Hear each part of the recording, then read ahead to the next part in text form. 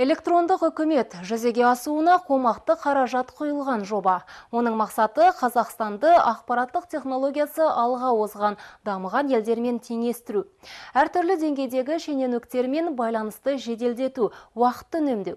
Қысқасы, электрондық үкіметтің тиімділігі туралы ұзақ әңгімелеуге болады. Бірақ электрондық үкіметтің осындай жеңілдіктеріне қарамастан, көкшетаулықтар оны пайдаланбай шұбалған кезекте тұрып, шенеунікке көзбе-көз жолыққанды қалайтын болып шықты.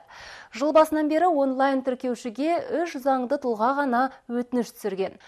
Біздің тілшіміз Достық Талғатұлы тек бұл емес, басқа да онлайн қызметі түрлерін пайдаланудың да жанданып тұрмағанын анықтады.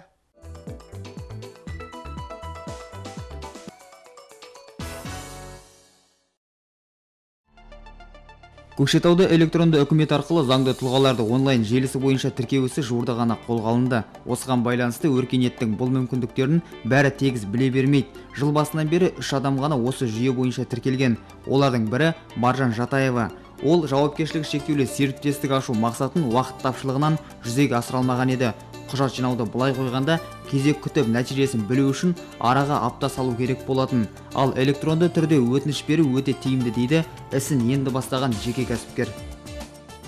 Так как я являюсь матерью двоих детей, мен 2 баланың анасы болғандықтан кезек күтіп уақытымды жоғалтқанша электронды түрде өтініш беру өте ұтымды дер едім. Үйде отырып кез келген жеке тұлға порталда тіркеле алады. Уақыттың қадірін ұғындырған заманда egov.kz электронды үкіметті пайдалану ең ұтқыр шешім екенін мамандар алға тартып отыр. Бүгінде бұл жүйе арқылы көптеген құжат мәселелерін шешуге мүмкіндік туды. Электронды порталда барлық мемлекеттік органдарды біріктіретін арнайы жүйе бар. Осылайша олар халыққа ғаламтор, электронды терминал тіпті ұялы байланыс арқылы да қызмет көрсете алады. Электронды үкіметтің тарихына қысқаша тоқталар болсақ, игі бастама елбасының жыл сайынғы дәстүрлі жолдауында айтылып, әлемнің дамыған 50 елі қатарына кіру жолындағы оның маңыздылығына президент тоқталып өткен болатын. Осылайша 2004 жылдың 10 қарашасында электронды үкімет құру туралы жарлыққа қол қойылды. Мемлекеттік орган қызметкерлері халықты әуре сарсаңға салмау үшін электронды үкіметтің тиімділігі орасан. Жауап алу мерзімі де өте ыңғайлы. Өтініш берушіге 1 тәулік ішінде жауап келеді. Во-первых, ең бастысы сіз үйде отырып тіркеле аласыз. Бұл уақыт үнемдеуге сеп болады. Тіркелу үшін 1 күн жеткілікті. Оған қоса тіркелуші электронды қол қойылған құжат алады. Яғни осылайша электронды порталдың барлық мүмкіндіктерін еркін пайдалана алады. egov.kz электронды үкімет порталында 70-тен астам қызмет түрі орын тапқан. Алайда бүгінде олардың тек 17-сі ғана жұмыс істеп тұр.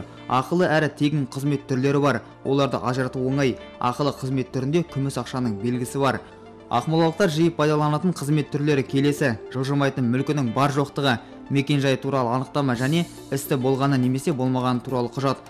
Осыдан 2 ай бұрын облыс бойынша бірінші болып үйлену туралы өтініш электронды түрде келіп түсті. Одан кейін 3 жұп қана осы амалды қолданған. Бұдан біз тұрғындардың әлде болса ғаламтордың мүмкіндіктерінен құлағдар емес екенін аңғарамыз. Халық дәстүрлі әдіске әбден үйреніп қалған. Жоқ, ешқашан қолданған жоқпын. Ал өзіне. Достық Талғатұлы, Сания Бозайғырова, Сабырбек Құлатайұлы, Апта.